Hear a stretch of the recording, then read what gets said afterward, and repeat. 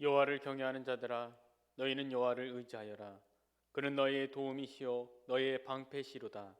여호와께서 우리를 생각하사 복을 주시되 이스라엘 집에도 복을 주시고 아론의 집에도 복을 주시며 높은 사람이나 낮은 사람을 막론하고 여호와를 경외하는 자들에게 복을 주시리로다.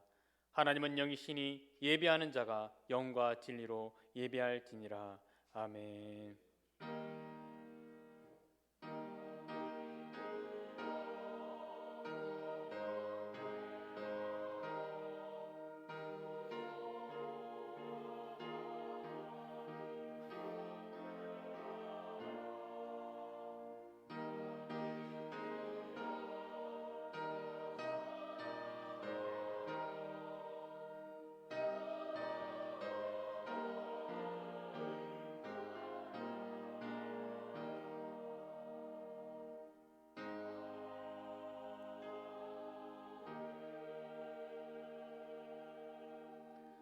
거룩하신 하나님, 주님의 자녀들이 성전에 모여 찬미와 감사로 예배를 드립니다. 저희들의 심령을 성령으로 충만하게 하사 영과 진리로 예배하게 하여 주옵소서. 자비의 주님, 사랑의 손길로 지치고 고단한 저희들의 심령을 어루만져 주시고 오늘도 생수와 같은 은혜로운 말씀으로 낙심한 주님의 백성들을 굳건하게 세워 주옵소서. 보혜사 성령님, 저희들을 고아처럼 홀로 두지 마시고 약속하신 대로 신령한 은혜사를 내려주셔서 세상에서 받을 수 없는 참된 평안과 안식을 누리게 하여 주옵소서. 예수님의 이름으로 기원하옵나이다. 아멘. 다 함께 일어나셔서 찬송가 35장을 찬양하겠습니다.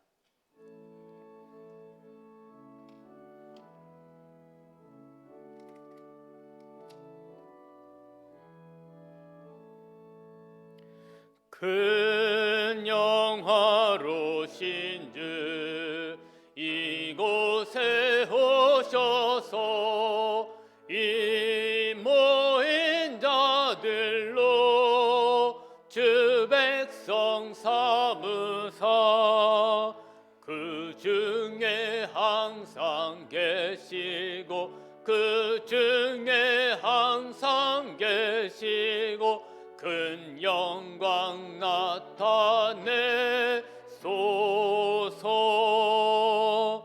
이 백성 기도와 또 예물 드림이 양내와 같으니 곧 받으옵소서. 주 예수 크신 복음을 주 예수 크신 복음을 만 백성 듣게 하소서. 또 우리 자손들 다 주를 기리고 저 성전 돌같이 긴하게 하소서. 저 구원하신 능력을 주 구원하신 능력을 늘 끝날까지 주소서. 주 믿는 만민이 참 진리 지키며 옛 성도들 같이 주 찬송하다가 저 천국 보좌 앞에서 저 천국 보좌 앞에서 늘 찬송하게 하소서.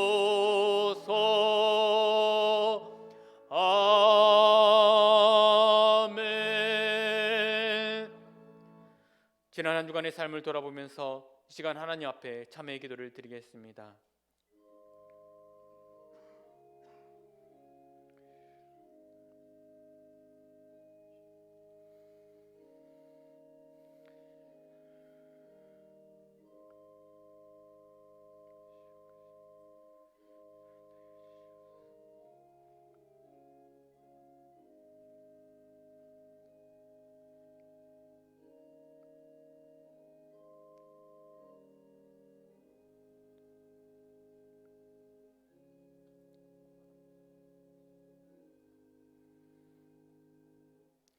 하나님은 참여하는 주의 백성들에게 이렇게 말씀하십니다. 주께서는 용서하시는 하나님이시라. 은혜로우시며 긍휼히 여기시며 더디 노하시며 인자가 풍부하심으로 그들을 버리지 아니하셨나이다. 아멘. 다 함께 사도신경으로 우리의 신앙을 고백하시겠습니다. 나는 전능하신 아버지 하나님 천재 창조주를 믿습니다. 나는 그의 유일하신 아들 우리 주 예수 그리스도를 믿습니다. 그는 성령으로 잉태되어 동정녀 마리아에게서 나시고 본디오 빌라도에게 고난을 받아 십자가에 못 박혀 죽으시고 장사된 지 사흘 만에 죽은 자 가운데서 다시 살아나셨으며 하늘에 오르시어 전능하신 아버지 하나님 우편에 앉아 계시다가 거기로부터 살아있는 자와 죽은 자를 심판하러 오십니다. 나는 성령을 믿으며 거룩한 공교회와 성도의 교제와 죄를 용서받는 것과 몸의 부활과 영생을 믿습니다. 아멘. 자리에 앉으시겠습니다. 다 함께 성시를 교독하시겠습니다. 성시는 53번 시편 121편입니다. 내가 산을 향하여 눈을 들리라. 나의 도움이 어디서 올까? 여호와께서 너를 실족하지 아니하게 하시며 너를 지키시는 이가 졸지 아니하시리로다.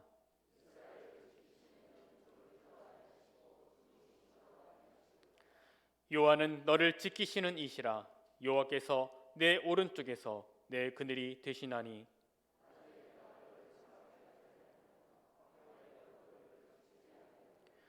여호와께서 너를 지켜 모든 환난을 면하게 하시며 또 내 영혼을 지키시리로다. 여호와께서 너의 출입을 지금부터 영원까지 지키시리로다. 아멘. 다 함께 찬송가 450장을 찬양하겠습니다.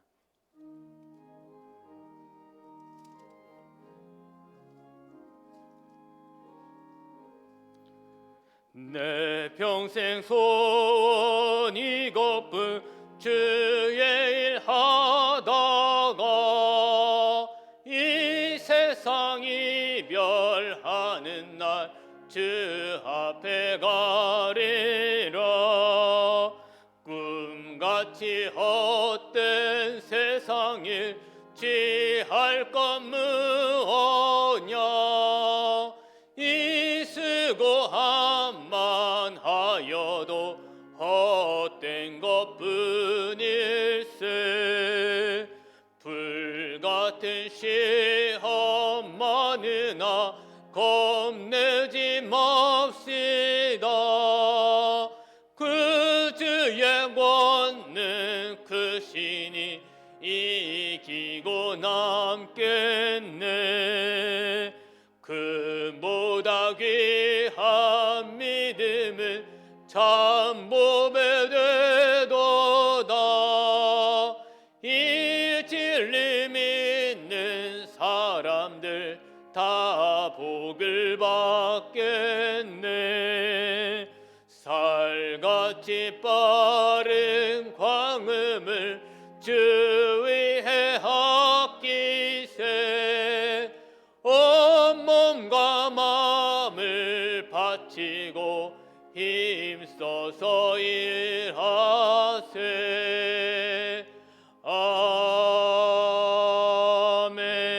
아멘. 이기진 장로님 나오셔서 대표로 기도해 주시겠습니다.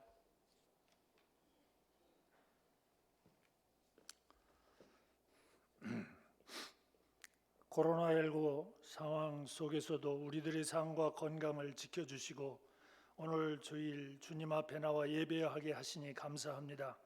신령과 진정으로 예배하게 하시고 성령님이 역사 나온 은혜로운 예배가 되게 하옵소서.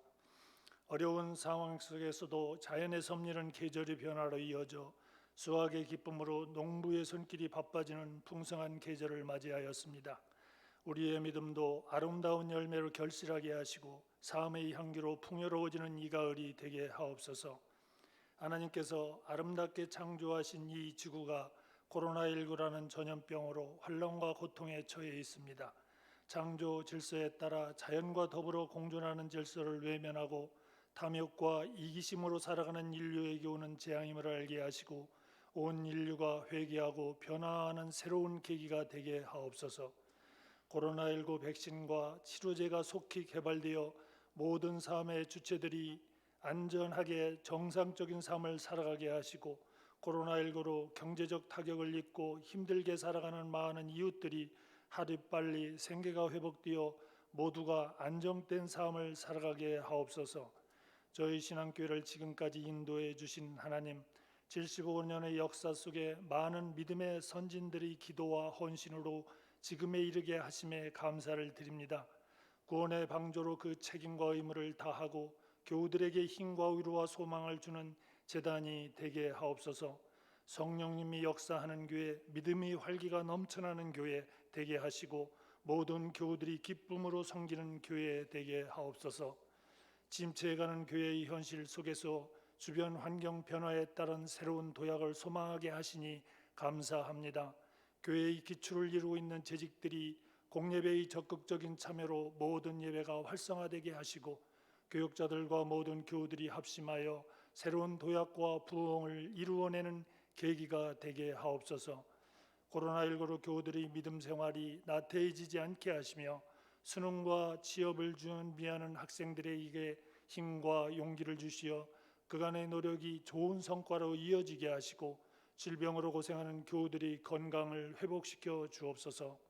목사님을 통하여 주시는 말씀을 하나님의 말씀으로 받들어 마음에 새기게 하시고 그 말씀이 삶의 지표가 되어 흔들림 없는 신앙인의 삶을 살아가게 하옵소서. 곽승기 목사님을 영의 지도자로 세우셨으니 성령이 충만하게 하시고 말씀이 살아 역사하는 귀한 목자 되게 하시며 꿈과 비전을 이루어가는 목자 되게 하옵소서. 오늘도 각 부서에서 드려지는 예배의에 함께 하시고 정성으로 준비한 호산나 찬양대의 찬양을 기쁘게 받으시기 원하오며 우리 구원자 되신 예수님 이름 받들어 기도하옵나이다. 아멘.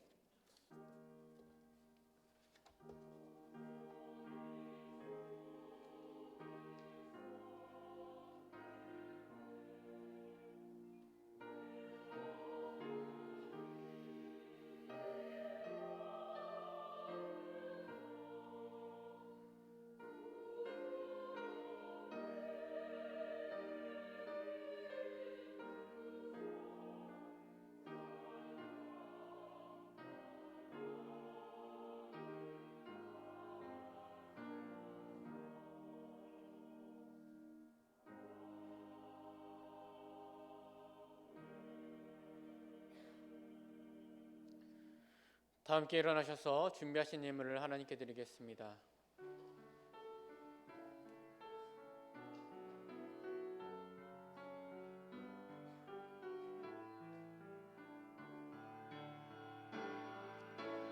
내게 있는 향유호가 주께 가져와 그 발 위에 힘 맞추고 깨뜨립니다.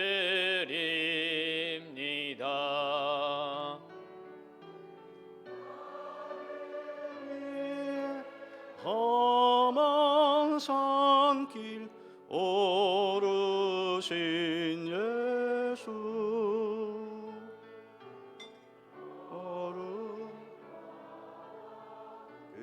신 사랑 새겨 놓았네. 하나님 아버지, 코로나 세상 속에서 저들 건강과 안전을 지켜주시고 오늘도 이렇게 주의 전에 나와 신령과 진정으로 예배드리게 하여 주신 하나님 감사를 드립니다. 오늘도 우리 성도님들이 주의 전에 나오면서 주께서 베푸신 은혜에 감사하는 마음으로 귀한 예물을 준비하여 이 시간 정성껏 드립니다. 특별히 코로나 세상 속에서 여러 가지 어려운 경제적인 환경 속에서도 주님을 사랑하는 마음으로 예물을 준비한 우리 성도님들 그 마음과 그 중심을 함께 받아 주옵소서. 그래서 하나님 그 마음의 간절한 소원과 기도의 제목들이 하나님께 상달되게 하여 주셔서 아름다운 기도의 열매로 보상받을 수 있도록 축복하여 주옵소서. 귀한 예물을 드리는 손길들을 꼭 기억하여 주셔서 성경에 약속하신 대로 30배, 60배, 100배의 아름다운 결실을 맺으며 살아갈 수 있도록 축복하여 주시옵소서. 여러 가지 사정으로 이전에 나오지 못하여 또 온라인으로 하나님 앞에 예물을 드리는 우리 성도님들의 귀한 예물도 기쁘게 흠량하여 주시옵소서. 온전히 주님께 믿음으로 드리오며 예수님의 이름으로 봉헌하며 기도하옵나이다. 아멘. 자리에 앉으시길 바랍니다. 교회 소식을 전해드리겠습니다. 이제 11월이 시작되면서 11월 월삭기도회를 내일 드립니다. 오전 5시 30분 본당에서 11월 월삭기도회 드리는데요. 새로운 한 달을 기도로 시작하는 뜻깊은 자리에 우리 성도님들 많이 참여해 주시면 감사하겠습니다. 오늘 여러분 주보 사이에 사랑의 불씨 모으기 운동 헌금 봉투를 드렸습니다. 연말에 우리가 돌아봐야 될 주변에 어려운 이웃들과 성도님들이 많이 계십니다. 특별히 코로나 시대를 통과하면서 참 어려움을 겪는 분들이 많이 계시는데요. 예수님의 사랑을 실천할 수 있는 좋은 기회입니다. 귀한 이 운동에 많이 참여해 주시면 감사하겠습니다. 2020 다니엘 기도회가 오늘부터 21일까지 세 일의 동안 서울 오륜교회 주관으로 온라인으로 드려지게 됩니다. 작년에도 우리가 참여해서 참 은혜를 많이 받았는데요. 올해는 특별히 수요일과 금요일 저녁에만 우리 교회에서 참여하게 됩니다. 따라서 수요 오전 예배는 저녁에 오후 예배와 연합해서 다니엘 기도회로 대체하게 되고요. 또 금요 성령 집회, 기도 특공대 산상 기도 역시 다니엘 기도회로 대체하도록 하겠습니다. 권찰에는 수요일 저녁 다니엘 기도회 후에 중예배실에서 모이도록 하겠습니다. 2019년 하반기 1대1 동반자 수료식이 오늘 3부 예배 시간 광고 시간을 통해서 진행하도록 하겠습니다. 대구신암교회 제2의 부흥을 위한 항존직 워크숍이 돌아오는 토요일 날 오후 4시 본당에서 있습니다. 시무협동장로님, 시무협동안수집사님, 시무협동권사님들 대상인데요. 한 분도 빠짐없이 이 뜻깊은 자리에 나오셔서 우리 중요한 또 제2의 부흥을 위해서 꿈꾸고 또 기도하고 함께 토론하는 이 시간에 참여해 주시면 감사하겠습니다. 장례식 광고입니다. 이교구 칠성 1구역에 김애경 권사님의 모친 되시고 구자복 성도님의 장모 되시는 고 김일생님의 장례식이 하나님의 은혜 중에 잘 마쳐졌습니다. 유족들을 위로해 주시면 감사하겠습니다. 모임 안내입니다. 재직회가 오늘 3부 예배 후에 본당에서 있겠고요. 안나회 모임이 역시 3부 예배 후에 중예배실에서 있겠습니다. 공지사항 중요한 거 한 가지 좀 알려드리겠습니다. 어제 좀 해프닝이 하나 있었는데요. 보이스 피싱에 관련된 건데요. 우리 교인 한 분이 가정에 장례가 났다는 문자가 돌았는데 확인해 보니까 가짜 뉴스였습니다. 제가 좀 알아보니까 요새 그 계좌번호를 올리게 해서 경조사를 통해서 또 이렇게 그 사기범들이 또 이렇게 노리고 있다는 그런 정보를 제가 듣게 되었는데요. 여러분 교회에서 공식적으로 여러분에게 발송되는 문자 외에는 일단은 의심을 한번 해보시고 꼭 본인에게 확인을 하셔서 여러분 가운데 한 사람도 피해자가 없기를 바랍니다. 교회에서 공식적으로 보내는 문자만 여러분 꼭 집중하시고 그 외에 교인에 관련된 거 있으면 꼭 교회로 전화하셔서 확인해서 한 사람도 여러분 가운데 피해가 없도록 조심해 주시면 감사하겠습니다. 오늘 우리 찬양대 보니까 너무나 반갑고 감사합니다. 그동안 참 찬양 듣고 싶었는데요. 빈자리가 있을 때 참 마음이 짠했습니다. 오늘 처음 이렇게 코로나 시대 가운데 그래도 이렇게 소수 인원이지만 시작하게 돼 얼마나 감사한지 모릅니다. 근데 왜 가운을 안 입었을까 다 궁금해하실 것 같아서 좀 가운에 좀 문제가 있습니다. 저희가 좀 손질을 좀 해서 다시 잘 입고 준비할 수 있도록 저희가 그렇게 하도록 하겠습니다. 오늘 오랜만에 이렇게 보이는데요. 한번 격려의 박수 한번 하시겠습니다. 우리 찬양대 앞으로 열심히 잘 부탁드리겠습니다. 이상 교회 소식을 마치겠습니다. 정미성 지사님 나오셔서 성경 봉독해 주시겠습니다.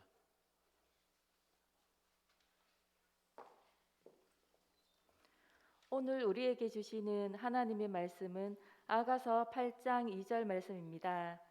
본문 말씀은 구약 966페이지에 있습니다. 같이 찾으시겠습니다.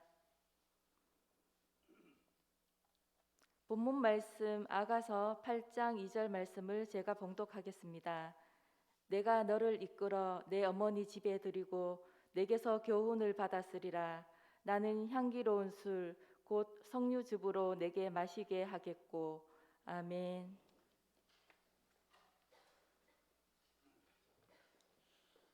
호산나 찬양대회 찬양 후에 담임 목사님 나오셔서 신부의 소원이라는 제목으로 말씀 전해 주시겠습니다.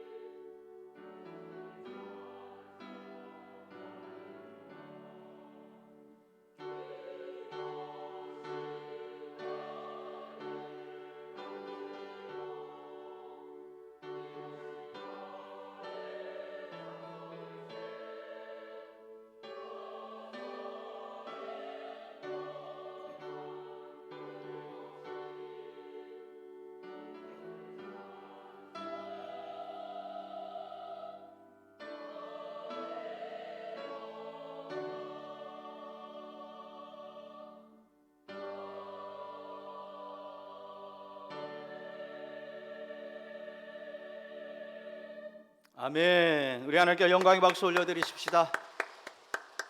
우리 다시 한번 귀한 찬양 준비한 우리 찬양대회에서 한번 격려의 박수 다시 한번 해주시겠습니다. 귀한 찬양 감사합니다.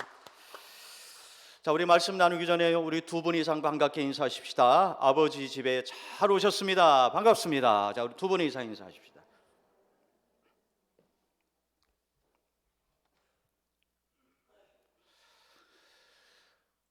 독일의 유명한 작가인 헤르만 헤세가 쓴 작품 중에요, 한 가지 소원이라는 글이 있습니다.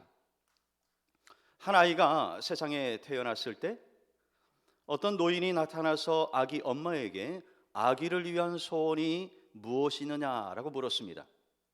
그러자 엄마는요, 이 아이가 자라면서 세상 모든 사람들에게 사랑을 받는 사람이 되게 해 주십시오라고 부탁을 했습니다. 그 아이는 자라면서 정말로 모든 사람들에게 사랑을 듬뿍 받는 사람이 되었습니다. 하지만 아이는 사랑을 받을 줄만 알았지 도무지 사랑을 베풀 줄을 몰랐습니다. 그러다 보니 점점 교만해져 갔습니다.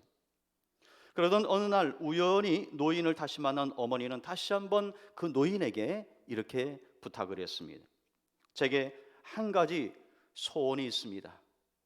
제발 부탁드립니다. 제 아이가 사랑받기보다는 사랑을 줄 아는 사람이 되게 해 주십시오. 여러분, 우리가 이 글을 통해서 한 가지 알 수 있는 것이 있습니다.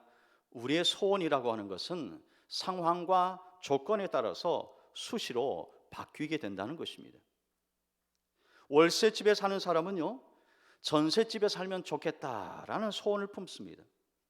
근데 막상 전셋집에 살다 보면 작은 집이라도 내 집을 장만해서 좀 내 집에서 살았으면 좋겠다라는 소원을 품어요. 하지만 막상 작은 집에 살다 보면 엘리베이터가 있는 아파트에서 살면 좋겠다라는 소원을 품습니다.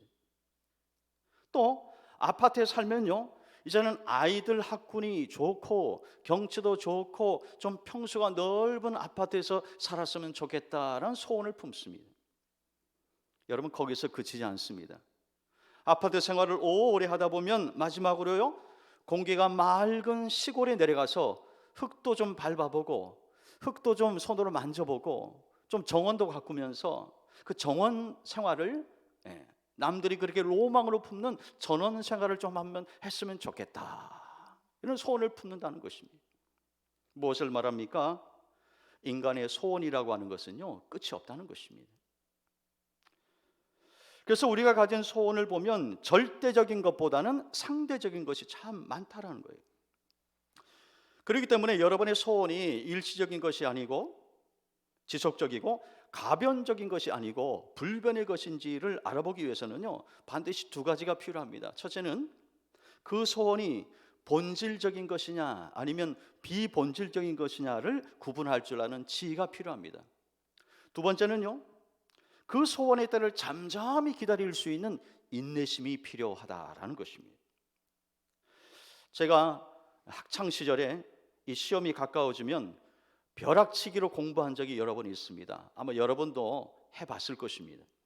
시험 전날에 밤을 지새우면서 가상의 문제지를 만들고 답을 달달달달 그렇게 외우면서 공부했습니다. 그러면요, 이 시험을 볼 때는 어느 정도 기억이 나는데 시험이 끝나는 동시에 기억에서 깨끗이 사라져 버렸습니다. 하지만 공부를 잘하는 친구들을 보면 평상시 꾸준히 공부합니다. 그리고 시험이 가까워도 조금도 자세를 흐트리지 않고 그대로 해오던 대로 공부하는 것을 보게 됩니다. 성적도 잘 나오고요. 그걸 보면 무슨 일을 하든지 그 영역에서 꾸준히 하는 사람이 실력자가 되는 것을 보게 됩니다. 결과가 빨리 나오길 바라는 초조한 마음에 지나치게 서두르면 오히려 실수할 수가 있습니다. 때로는 인생을 느긋하게 즐기면서 자신의 때, 가장 최적의 때를 잠잠히 기다리면서 그 시간들을 즐길 줄 알아야 된다라는 것입니다. 그런 여유로움이 우리에게 반드시 필요합니다. 여러분, 인생은 마치 장거리를 운전하는 자동차와 같아요. 이 자동차 운전석에 보면 다려놓는 자리에 대단히 중요한 두 개의 장치가 있습니다. 가속을 낼 때 쓰는 엑셀레이터와 그리고 정지할 때 쓰는 브레이크입니다. 우리 인생의 자동차에도 이 두 가지가 있어요. 서두름의 엑셀레이터와 기다림의 브레이크, 이 두 가지가 다 있습니다. 근데 이 두 가지를 적절하게 잘 조화를 이루면서 살 때 그 인생이 행복한 인생이 될 수 있다는 것입니다. 만일 서두르기만 하면 몸과 마음이 따라가지 못할 것입니다. 반대로 무작정 기다리기만 하면 좀처럼 앞으로 전진하는 인생이 될 수 없다는 거예요. 그래서 이 두 가지가 다 필요하다는 거예요. 여러분, 아무리 오래된 자동차라고 해도요, 10년, 20년 타도 자주 카센터에 가서 점검을 받고 손질을 잘하면요, 그 차 깨끗하게 오래 사용합니다.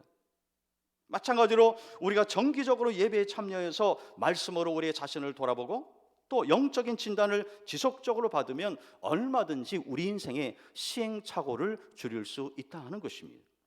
그렇다면 여러분은 자신을 바라보면서 여러분 자신이 잘 기다리는 편이라고 생각합니까? 아니면 조급한 편이라고 생각하십니까? 여러분 각자에게 한번 질문해 보시길 바랍니다. 오늘 우리가 만나게 되는 이 술람미 여인이야말로 기다림에 성공한 대표적인 사람입니다. 그녀는 오랜 세월 인고의 시간을 잘 보낸 후에 마침내 인생 역전에 성공했기 때문에 그렇습니다.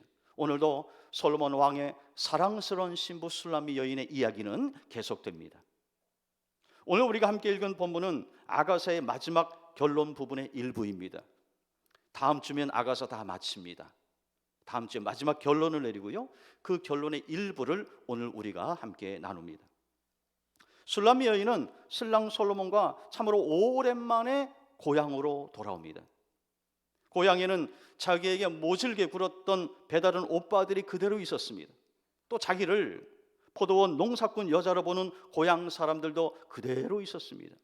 하지만 술람미 여인은 완전히 다른 사람이 되어서 돌아왔어요. 그녀의 신분이 바뀌었기 때문에 그렇습니다. 무명의 시골 처녀에서 일국의 왕후, 왕비, 왕의 아내가 되어서 돌아온 것입니다. 여러분, 그렇게 되기까지 여러분 아가서를 저와 함께 쭉 같이 나누었는데, 그렇게 되기까지 이 술람미 여인에게는 오랫동안 기다림의 시간이 있었습니다.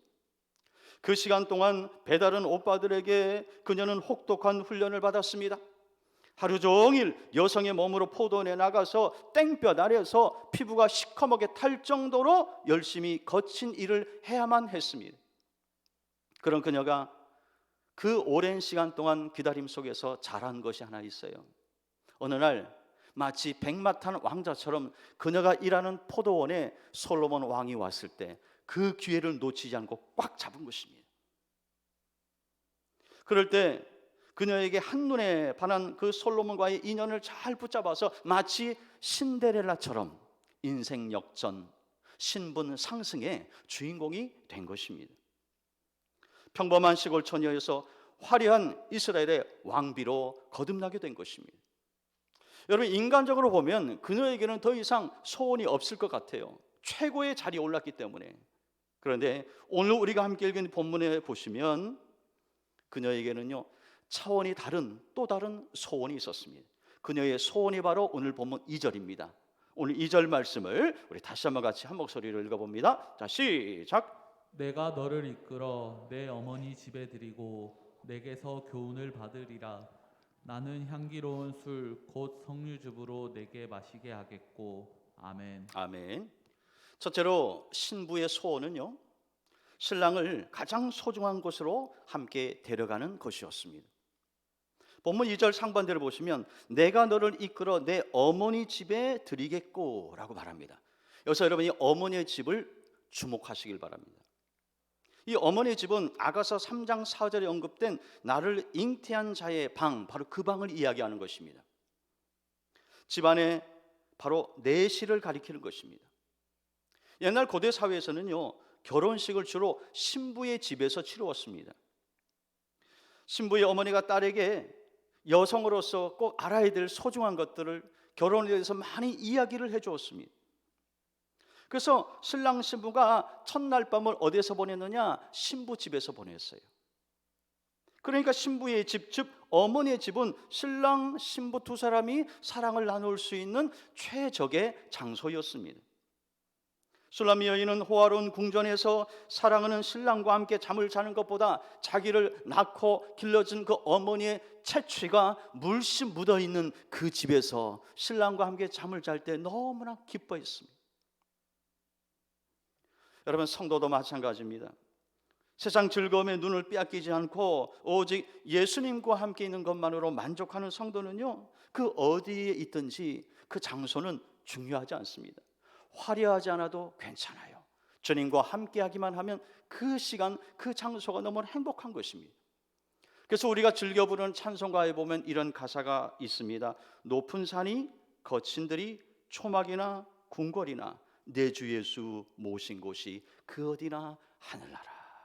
우리 함께 찬양해 봅시다. 높은 산이 거친 들이 초막이나 궁궐이나 내 주 예수 모신 곳이 그 어디나 하늘나라. 할렐루야. 여러분, 여기서 어머니의 집으로 신랑을 초청하는 것은 영적으로 대단히 중요한 의미가 있습니다. 예수님을 자기 삶의 중심에 초청하는 것입니다. 다시 말해서 예수님은 내 삶의 주인으로 모셔드리는 것입니다. 예수님을 내 마음속에 모시고 또 예수님은 내 생활의 중심에, 삶의 중심에 모시는 것을 의미하고 있는 것입니다. 그렇습니다, 여러분. 예수님을 사랑하는 성도라고 한다면요, 예수님을 마음속에 모시고 사는 것뿐만 아니라 삶의 중심에 항상 예수님을 모시고 주님과 동행하는 삶을 살아야 하는 것입니다. 그래야만 온전히 변화된 삶을 살 수 있습니다. 여러분이 잘 아시는 수가성 여인은 예수님을 만나기 전에 육신의 정욕에 꽉 사로잡혀 살던 여인이었습니다. 어디에 살 수 있어요? 그녀의 남편은 무려 6명이었습니다. 그럼에도 불구하고 그는 인생에 만족함이 없었습니다. 항상 공허한 삶을 살았습니다. 그러다가 예수님을 만났을 때 완전히 변화되었어요. 이제는 새 신랑 되신 예수님을 자랑하며 증거하는 삶을 살게 된 것입니다. 여리고의 유명한 구두쇠 세리장 삭개오, 그는 예수님을 만나기 전에 돈밖에 모르던 사람이었어요. 오직 성공과 출세가 그의 인생의 유일한 꿈이었습니다. 그래서 수단과 방법을 가리지 않아서 마침내 최고의 자리 세리장이 되었어요. 그런데 만족함이 없었습니다. 그 역시 인생의 공허함을 맛봤습니다. 그러다가 예수님을 만나서 완전히 변화됩니다. 어떻게 변화된지 아십니까? 그가 예수님께 약속한 대로 다른 사람에게 속여서 돈을 번 것이 있으면 4배나 갚겠다 그랬는데 그대로 실천합니다. 자신의 재산의 절반 50%를 딱 떼가지고요, 가난한 사람들, 어려운 사람들을 위해서 기꺼이 그것을 나눠줍니다. 여리고의 소문난 구두쇠가 여리고의 사랑받는 기부천사가 된 것입니다. 예수님을 만났을 때 그 삶에 놀라운 변화가 찾아왔다는 거예요. 그렇습니다, 여러분. 예수님을 마음에 모시고 삶의 중심에 모시고 사는 사람은 이처럼 놀라운 변화된 인생이 될 수 있는 것입니다. 두 번째로 신부의 소원은요, 신랑의 교훈을 듣는 것이었습니다. 오늘 보면 2절 중반대로 보시면 내게서 교훈을 받았으리라 그럽니다. 이것은 신부 술람미 여인이 지혜왕 솔로몬에게 교훈을 들음으로 말미암아 현숙한 여인이 되겠다라는 의지의 표현인 것입니다. 여러분, 술람미 여인은 고향으로 돌아와서 몰려드는 동네 사람들과 또 자기를 괴롭혔던 오빠들이 모인 그곳에서 자랑스러운 남편을 마음껏 그렇게 소개하면서 그 남편으로부터 지혜의 말씀을 듣고 싶었습니다. 그리고 그 지혜의 말씀을 많은 사람들에게 들려주고 싶었어요. 왜냐하면 그 당시 솔로몬은요, 세계적으로 유명한 지혜자였습니다. 주변 나라에 소문날 정도였어요. 어느 정도냐? 성경에 보면 시바의 여왕이 찾아왔다 그랬죠? 그 시바란 지역은 오늘날로 북아프리카에 있는 에티오피아를 말하는 거예요. 에티오피아에서 이스라엘까지 거리가 얼마나 멉니까? 그 먼 거리를 이 여왕이, 그것도 재물을, 선물을 잔뜩 안고 그 솔로몬에게 지혜 말씀 한 소리라도 듣고 싶어서 거기까지 찾아온 거예요. 그 정도로 솔로몬은 지혜의 사람이었습니다. 술람미 여인은 그런 지혜로운 남편을 통해서 교훈의 말씀을 듣고 싶었습니다. 여러분, 여기서 지혜의 말씀을 사모하는 술람미 여인은요, 하나님의 말씀을 사모하는 성도들을 예표합니다. 사도행전 17장에 보면 사도 바울이 베레아 지방에서 전도하게 되었을 때에 그 베레아 사람들은 데살로니가 사람들보다도 더욱 신사적이고 간절한 마음으로 말씀을 받고 그 말씀을 날마다 묵상하고 상고했다는 말씀이 나와요. 여러분, 이와 같이 성도들은 베레아 사람들처럼 항상 하나님의 말씀을 사모할 수 있어야 된다는 거예요. 그래서 말씀을 듣고 읽고 그리고 그 말씀을 가르치는 일에 열심을 내야 되는 것입니다. 일찍이 호세아 선지자는 하나님을 아는 지식이 없음으로 말미암아 내 백성이 망한다라고 탄식을 했습니다. 그러므로 예수님의 신부된 성도는 예수님의 말씀을 늘 사모해야 됩니다. 특별히 지금 우리는 이 코로나 시대를 살아가고 있어요. 이 코로나 시대에 가장 소중한 게 뭐냐? 세상의 소리, 매스컴의 소리, 사람의 소리가 아닙니다. 우리는 하나님의 음성을 들어야 되는 것이. 그래야 이 시대를 우리가 분별할 수 있고, 그리고 앞으로의 미래를 우리가 준비할 수 있다는 거예요. 여러분, 하나님의 말씀, 성경의 말씀은 우리 인생의 나침판과 같은 것입니다. 그래서 시인은 노래합니다. 시편 119편 105절, 주의 말씀은 내 발의 등이요 내 길의 빛이니이다 그랬습니다. 한번 따라 하십시다. 주의 말씀은 내 발의 등이요 내 길의 빛이니이다. 이 발의 등이라고 하는 것은 현재 펼쳐지고 있는 다양한 사건들, 현상들, 이것을 말씀으로 해석하고 분별할 수 있는 능력을 준다는 거예요. 길의 빛이라고 하는 것은 먼 미래의 일들을 우리가 미리 예측하고 대비하고 준비할 수 있도록 하나님의 말씀이 우리에게 그렇게 이끌어 간다라는 것입니다. 그래서 여러분, 이 성경 말씀, 하나님의 말씀은 우리 인생의 나침판과 같은 것입니다. 우리 인생에 있어서 없어서는 안 될 매우 소중한 필수품이 바로 하나님의 말씀, 성경인 것입니다. 미국의 항공학교에서요, 이 교관이 학생들을 가르칠 때에 대단히 중요한 원리 하나를 가르쳐 줍니다. 기상이 악화되어 악천후일 때 너의 경험이나 생각을 의지하지 말고 오직 앞에 있는 계기판만 믿어라. 참 일리가 있습니다. 인생을 살다 보면 우리가 예상치 못한 일, 이 코로나 누가 예상했습니까? 인생에 이런 예상치 못한 환난과 고난과 시련이 찾아온다는 거예요. 여러분, 이때 우리가 바라봐야 될 것이 무엇입니까? 내 경험과 내 짧은 지식이 아니라는 것입니다. 현재 펼쳐지고 있는 상황과 환경과 조건이 아니라는 것입니다. 우리가 바라봐야 될 것은 바로 오직 살아계신 하나님, 그리고 우리에게 들려주시는 그 하나님의 음성을 우리가 들어야 되는 것입니다. 그럴 때 하나님께서 우리를 인생의 안전지대로 반드시 인도해 주실 줄로 믿습니다. 아버지가 돈 때문에요, 노동자들에게 맞아서 죽는 모습을 본 10대 청소년이 있었습니다. 그는 그때 너무나 큰 충격을 받고 트라우마가 생겼습니다. 너무나 힘든 시간을 보냈습니다. 그러다가 청년이 되었을 때에 돈 때문에 고통을 받지 않는 세상을 만들자는 사회주의 운동에 빠져서 혁명에 가담을 합니다. 결국은 당국에 체포되어서 법정 최고형인 사형을 선고받았습니다.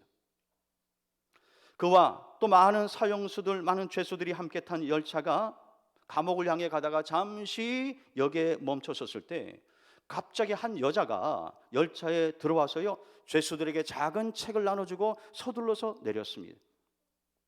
대부분의 죄수들은 그 여자가 전해준 책을 버려버렸지만 청년은 그 책을 몰래 몸에 숨기고 감옥에 들어왔습니다. 그 책 겉표지에는 신약 성경이라는 글이 써 있었습니다. 그는 밤새 그 책을 읽고 또 읽었습니다. 처음에는 이해가 되지 않았지만 읽고 또 읽을수록 점점 말씀이 이해가 되기 시작했습니다. 그래서 잘 알지 못하는 그 책에 나오는 예수님을 믿게 됩니다. 그 후에요, 기적적인 일이 벌어졌어요. 그 청년은 사형이 취소되어서 자유의 몸이 되어서 감옥을 나오게 됩니다. 청년은 감옥 안에서 읽은 그 책을 통해서 변화된 자신의 생각을 글로 쓰기 시작합니다. 그리고 소설을 쓰기 시작하는데 그 책들이 놀라운 작품성을 사람들에게 인정받기 시작했습니다. 여러분, 이 청년이 누구냐? 톨스토이와 함께 러시아의 대문호로 인정을 받는 사람입니다. 바로 세계적인 베스트셀러 죄와 벌, 카라마조프의 형제를 쓴 도스토예프스키입니다.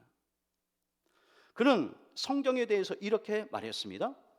그리스도가 진리가 아니라고 누군가 분명하게 증명한다 하더라도 나는 진리보다 그리스도 주 예수와 함께하는 삶을 선택할 것이다 그랬어요. 말씀 안에 계시는 주님은 지금도 살아계시고 우리를 만나주시고 위로해 주십니다. 그러므로 이처럼 하나님의 말씀을 통해서 많은 사람들이 변화되어서 놀라운 제2의 인생을 살아가고 있다는 것입니다. 그러므로 여러분, 하나님의 말씀이 중요합니다. 제가 어린 시절에 아팠을 때 저희 부모님이 저에게 들려주신 이야기가 있어요. 밥 먹기 싫으면 물에 밥 말아서라도 먹어라. 억지로라도 먹어야 돼. 그래야 빨리 나아. 그래서 제 기억에요, 억지로 밥을 물에 말아서 먹은 기억이 있어요. 몸이 아프면 제일 첫 번째 찾아오는 증상이 뭔지 아십니까? 식욕이 사라집니다. 밥 먹기 싫어요. 귀찮아요. 영적으로 똑같습니다. 영적으로 병이 든 사람을 보십시오. 가장 먼저 영의 양식인 하나님의 말씀을 멀리하기 시작합니다. 말씀 읽기 싫어요. 설교 듣기 싫어요. 심하면 교회 나오기 싫어요. 예배 가기 싫어요. 영적으로 좀 병이 들었어요. 근데 본인들은 몰라요, 그걸. 자, 그런 분들에게 권면하고 싶어요. 억지로라도 성경을 펼치시기 바랍니다. 억지로라도 교회 오셔야 돼요. 억지로라도 말씀 들어야 돼요. 그럴 때 그 영혼의 양식이 여러분의 병든 심령을 치유하고 놀랍게 변화시켜 나가게 될 것입니다. 억지로라도 오셔야 되는 것입니다. 여러분, 교회 오기 전에 기대하는 마음, 사모하는 마음이 없이 오실 수 있어요. 그런데 이 자리에 앉다 보면 그때부터 하나님의 시간입니다. 그때부터 성령께서 역사하시는 것입니다. 찬송하다 보면 어느새 눈에서 눈물이 고이고, 기도하다 보면 마음이 가슴이 뜨거워지고, 말씀을 듣다 보면 깨달음이 오기 시작하는 거예요. 그래서 우리는 억지로라도 모여야 하는 것입니다. 할렐루야. 성경은 말씀합니다. 그날이 가까울수록 모이게 힘쓰라. 여러분, 하나님의 말씀을 더욱더 사모할 수 있게 되기를 축원합니다. 세 번째로, 신부의 소원은요, 가장 좋은 것을 신랑에게 주는 것입니다. 오늘 보면 2절 하반절에 보니까 나는 향기로운 술 곧 석류즙으로 내게 마시게 하겠고 라고 말합니다.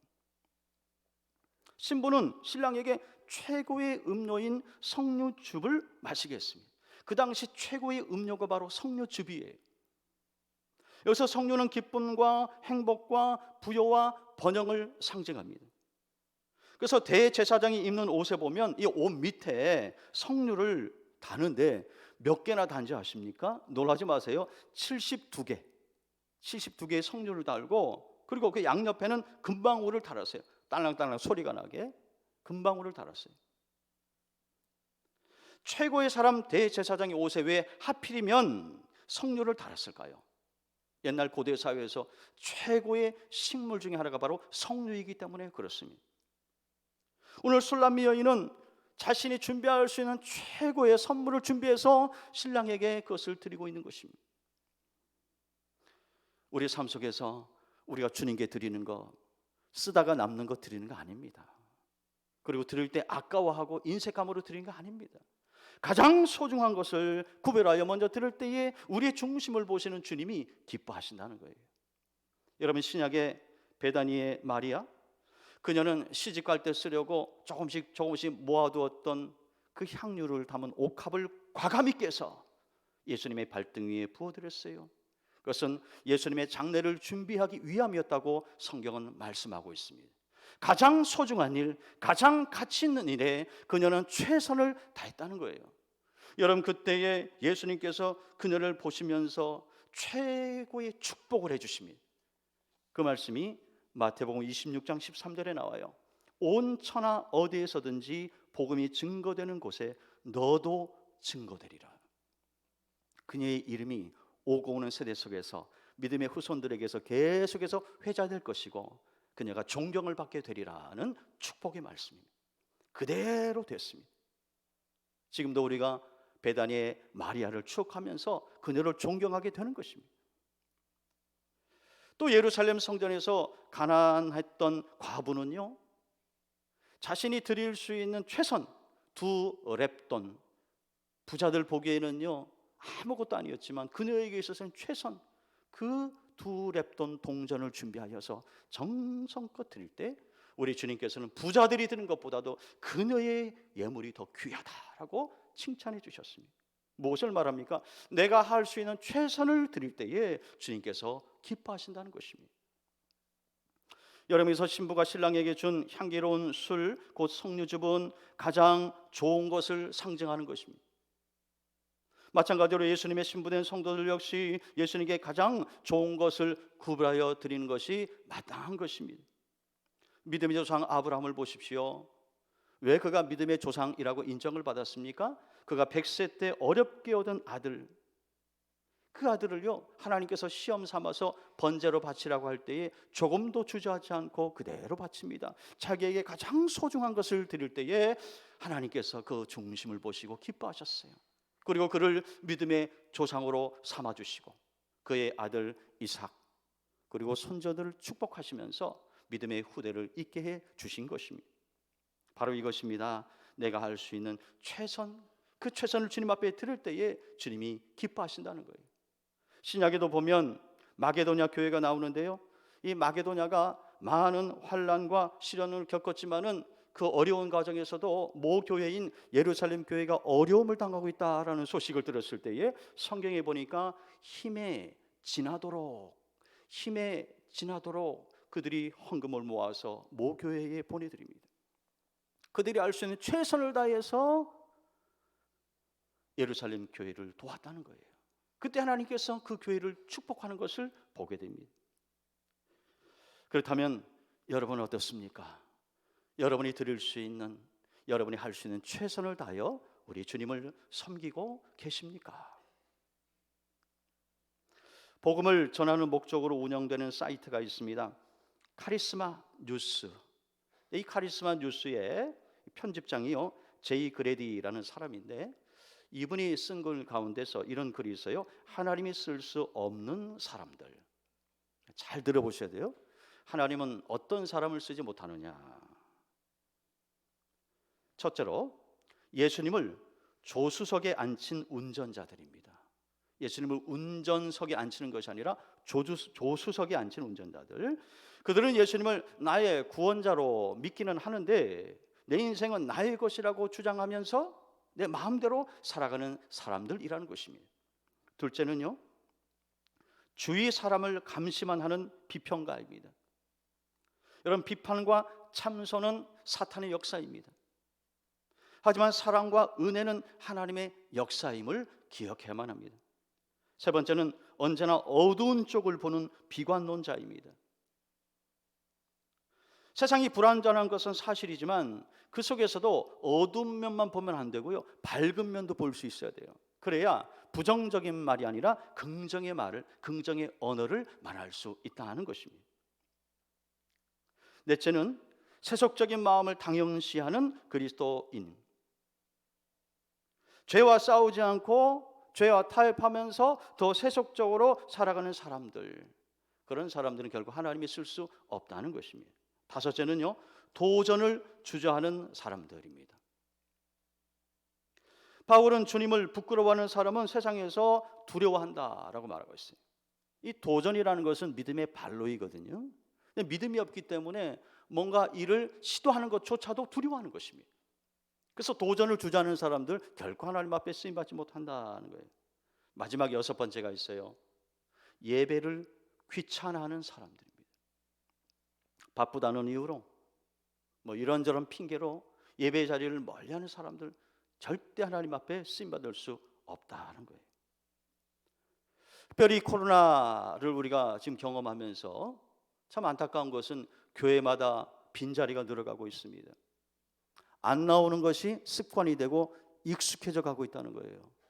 초창기 때는 교회를 생각하면 눈물이 나고 그 예배를 사모하던 사람들이 이제는 이렇게 사는 것도 괜찮네, 익숙해져 버리는 것이죠. 안 나오는 것이 습관화되고 있는 것, 이것이 바로 한국교회의 위기인 것입니다. 나올 수 있으면 나오셔야 돼요. 건강이 허락되면 나오셔야 되는 것입니다. 그런데 예배를 귀찮아, 예배를 멀리해요. 그는 말합니다. 그런 사람은 절대 하나님께 쓰임받을 수 없다는 거예요. 자, 그러면 우리가 어떻게 살아야 될까요? 여러분, 간단합니다. 이 6가지와 정반대로 사시면 되는 거예요. 첫째로 예수님을 조수석이 아니라 예수님을 운전석에 모시고 나는 겸손히 조수석에 갈아타야 됩니다. 그리고 주께서 이끄시는 대로 함께 가면 되는 것입니다.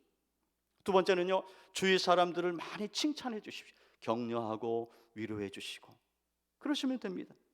세 번째는요, 어두운 면만 보지 마시고 밝은 면도 보세요. 부정적인 것만 말하지 마시고 긍정적인 것도 말할 수 있어야 되는 것입니다. 그런 낙관론자가 되어야 되는 것입니다. 또 세상에 살면서 세속적인 마음을 멀리하면서 순결함과 거룩함으로 자신을 단장할 수 있어야 되는 것입니다. 도전을 두려워하는 것이 아니라 도전하는 것을 즐길 수 있어야 되는 거예요. 왜? 내게 능력 주시는 자 안에서 내가 모든 것을 할 수 있느니라 성경은 말씀하기 때문에 그렇습니다. 마지막으로 무엇보다도 예배를 사모하는 마음을 가지고 예배의 자리에 열심히 나오셔야 됩니다. 오늘 우리 선임 장로님 기도하실 때 얼마나 와닿습니까? 모든 재직들이 공예배를 사랑하고 공예배를 지키며 예배를 사모하는 거 얼마나 와닿는지 몰라요. 이 재직뿐만 아니라 모든 성도들이 예배를 사모하며 나올 때에 우리 신암교회 예배가 더욱더 살아나고 하나님이 기뻐 받으시는 예배가 될 수 있다는 것입니다. 여러분, 예배를 사모할 수 있게 되기를 축원합니다. 말씀을 마무리하겠습니다. 사랑하는 성도 여러분, 여러분의 소원은 무엇입니까? 오늘 술람미 여인의 소원이 우리의 소원이 되어서 우리의 영원한 신랑 되신 예수님께 사랑받고 칭찬받는 주의 백성들이 다 될 수 있기를 주님의 이름으로 축원합니다. 축원합니다. 다 함께 그 자리에 일어나시겠습니다. 오늘도 우리 성전을 떠나가기 전에 주신 말씀을 생각하며 기도하는 시간을 갖겠습니다. 큰 소리로 기도하지 않으셔도 좋습니다. 여러분의 기도 소리가 여러분의 귀에 들릴 정도로 기도하십시오. 오늘 주신 말씀을 생각하면서 예수님의 사랑받는 신부로 살면서 늘 주님을 마음속에 우리의 생활 속에 모시고 살게 하소서. 늘 주의 말씀을 사모하며 살게 하소서. 주님께 가장 귀한 것을 구별하여 드리며 살게 하소서. 무엇보다도 예배를 사모하는 예배자로 살게 하옵소서. 우리 이런 기도 제목을 함께 같이 기도하시겠습니다. 기도합니다. 하나님 아버지 감사합니다. 하나님께서 오늘 귀한 말씀 속에서 하나님 아버지 주의 음성 듣게 하여 주심을 감사합니다. 하나님 아버지, 이 시대 가운데 하나님이 예배하는 사람을 찾으신 데 있는데 아버지, 우리 신함의 모든 성도들 예배자가 되게 도와주셔서 신령과 진정으로 예배하는 삶을 살아가시도록 도와주시고 우리 신함교회 예배가 온전히 회복되어지고 다시 살아날 수 있도록 하나님 인도하여 주옵소서. 주의 이름으로 드려지는 예배가 초라해지지 않도록 도와주시고 빈자리가 늘어가지 않도록 도와주시고 정말 예배의 자리마다 그 예배를 사모하는 자들로 넘쳐날 수 있도록 하나님 도와주시기를 간절히 원합니다. 아버지 하나님, 술람미 여인이 사랑하는 신랑에게 가장 소중한 것, 가장 귀한 것을 구별해드린 것처럼 우리도 우리의 삶 속에서 가장 소중한 것을 구별하여 드리는 우리의 삶이 되게 하셔서 하나님, 나의 물질과 나의 시간과 나의 건강과 나의 재능과 나의 모든 것들을 가장 소중한 것을 구별하여 드리는 하나님의 사람이 될 수 있도록 하나님 아버지 인도하여 주시기를 간절히 원합니다. 아버지 하나님, 늘 주님을 우리의 마음속에 모시고 살게 하여 주옵소서. 늘 주님을 우리의 중심에 모시고 살게 하여 주시고 내 인생의 운전석에 주님을 모시고 나는 겸손히 조수석에 내려가 주님과 동행하며 주님께서 이끄시는 대로 아버지의 삶을 살아가는 우리가 될 수 있도록 하나님 아버지 인도하여 주옵소서. 그래서 우리의 삶 속에서 늘 주님과의 만남이 우선순위가 되게 하시고 늘 주님과 드려지는 그 시간이 우리에게 가장 기대되어지고 사모되어지는 시간이 될 수 있도록 주여 인도하여 주옵소서. 우리 사랑하는 신의 성도님들, 이 코로나 세상 속에서 믿음이 흔들리지 않도록 도와주시고 신앙이 흔들리지 않도록 도와주시고 주님 앞에 드리는 약속된 시간들을 아버지는 소중히 여기며 그 시간을 구별하여 온전히 드릴 수 있는 믿음의 사람들이 되어서 이 코로나 세상 속에서 말씀으로 이겨내게 하시고 기도로 이겨내게 하시고 이 어려움을, 이 시간과 환난을 아버지 잘 쳐서 마침내 승리하는 주의 백성들이 다 될 수 있도록 축복하여 주시옵소서. 하나님 감사합니다. 오늘도 말씀 속에서 하나님의 귀한 음성 듣게 하심을 감사를 드립니다. 오늘 술람미 여인을 통해서 우리에게 들려주신 이 신부의 소원이 우리 성도님들의 소원이 되어서 더욱더 주님을 기쁘시게 되는 복된 인생들이 될 수 있도록 축복하여 주시옵소서. 지금은 우리 주 예수 그리스도의 은혜와 하나님 아버지의 극진하신 사랑과 성령님의 인도 보호 교통하심이 술람 여인을 통하여 들려준 이 소중한 말씀을 우리 마음의 신비에 잘 새겨서 우리 예수님께 사랑받는 신부로 우리 하나님께 사랑받는 자녀로 살기로 다짐하며 결단하며 이 전을 나서는 사랑하는 신함의 귀한 권속들 머리머리 위에 저들의 가정과 하시는 생업의 일터 위에 이 교회와 이 나라 이 민족 위에 특별히 코로나와 맞서 싸우는 전 세계 위에 이제로부터 영원까지 항상 함께 하시기를 간절히 축원하옵나이다. 아멘.